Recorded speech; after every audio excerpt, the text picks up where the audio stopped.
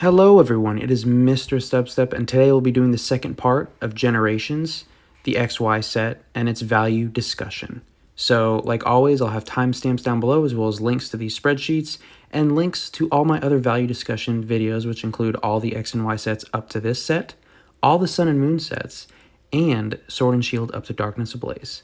So, let's start out with some administrative information. So pretty much the same information as the Generations video, but we're adding 32 secret rares, or they're part of the Radiant collection. So they define them as like secret rares, but it's really like a subset within the set. The spreadsheet is as of 17 April, and there's some color coordination if you want to read that. So starting in the left column, we have the card name, and if it's italicized, I own that card. It's in my collection. And then if it's in red, it's one that we're going to be talking about today. Rarity, very self-explanatory. The raw on TCG Player is the marketplace value on TCG Player rounded down to the nearest dollar, and I only talk about cards that are worth over $1 on there. Grade, I try to find a PSA 10 because it is still the most common bought and sold like grading company for Pokemon cards, despite it being not open at the moment unless you want to pay $300 for a card. And then if I can't find a PSA 10, I try to get too close to that as possible. Sold price is the last sold price on eBay rounded up to the nearest dollar, not including shipping. Date of sale is when that auction ended or when that listing sold on eBay.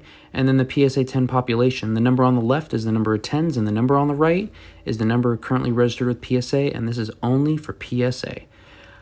I realize that once this video goes up, it's as of 17 April, a lot of this stuff becomes obsolete, but I think it's important to kind of get a snapshot of the collectability of the set. And I think based on just this snapshot, you can determine a lot of stuff about how well this set will do in the long run and how well it's currently doing. All right, so going down the list, we have Dedenne, or Dedenne. I prefer Dedenne. Just an uncommon, and a PSA 7 sold for $27. I do own this card. It is a very cute card. But besides that, it's just very cute. I think in general, the Radiant collection cards are just very cute cards. Like they don't really reach out to, I guess, a more masculine or feminine. They're just really cute cards. All right, and now we have the Gardevoir EX full art, and a 9 sold for $75. I imagine a 10 would sell for over $100. Once again, this is another really beautiful card in my opinion, and it's a card that I own, which is exciting. Actually, a good amount have been submitted for grading too, 176. It doesn't look like any of the cards within this set have a very good ratio, so I don't know if that's people just didn't care about these cards because they were so common, or just the printing quality, which in general, X and Y sets, the printing quality is not too hot, at least based on from the research that I've done. The Sylveon EX and a 10 sold for $138. Another really cute card if you like evolutions. This set has some. The Charmander. So why a lot of people like these is the Charmander, Charmeleon, Charizard, they all kind of like tell a story. And this Charmander is the first card in that, and a 9 in it sold for $149. There's only 5 9s, currently. I'm sure there's a bunch of PSA right now just kind of chilling in a warehouse somewhere. But only 5 PSA 9s, or only 5 PSA 10s. So I imagine somebody out there, wanting the master set of anything doing with Charizard and a PSA 10, it's probably hurting them on the inside.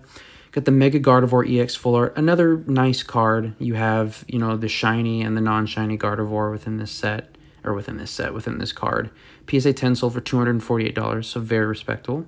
The Flareon EX, just the regular one, $170 in a PSA 10, another really cute card.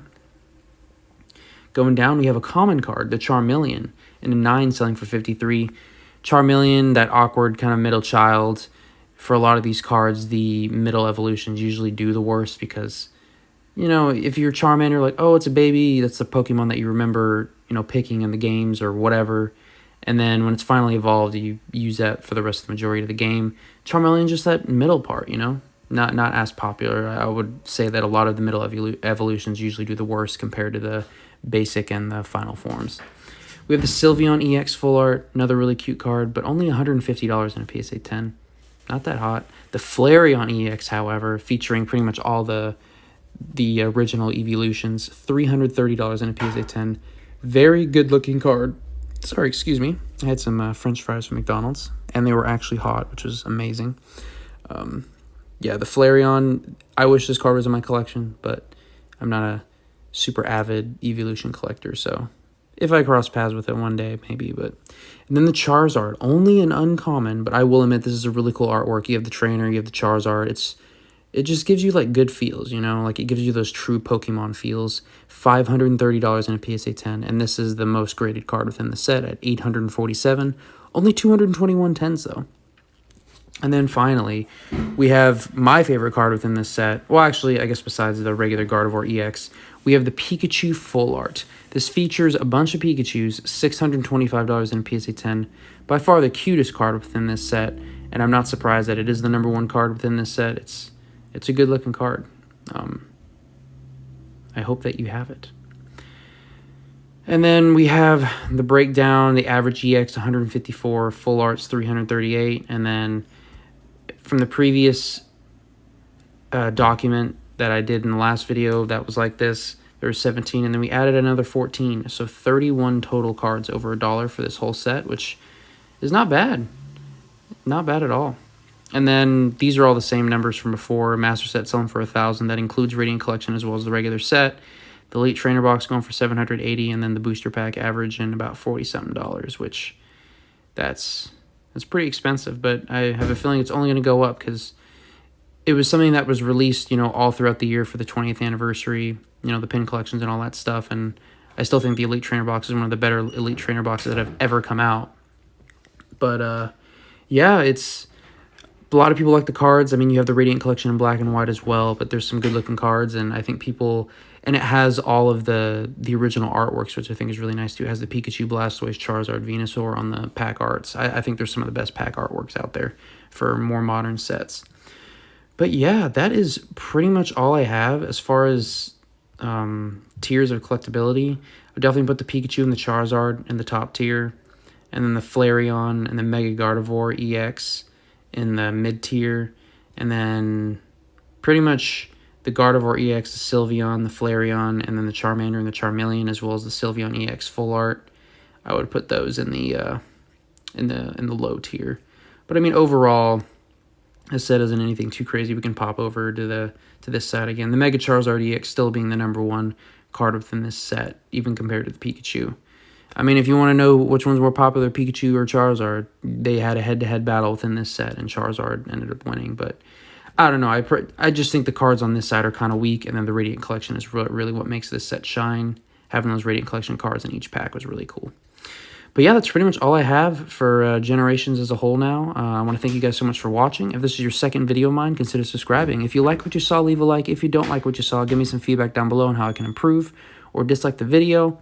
I plan to continue doing these videos all the way, you know, through X and Y, and then after that, you know, might take a break or might maybe go in a different direction, because I've noticed that a lot of people like the Sun and Moon stuff, a lot of people like the Sword and Shield stuff, but when you go to the more obscure sets, like, of course, I still have people that are, you know, highly interested, which is awesome, and I'm learning a lot going through these sets, but, you know, it just becomes less and less popular, so I might do them more sporadically. But yeah, that's pretty much all I have. Thanks again so much for watching, and I'll catch you guys in the next one.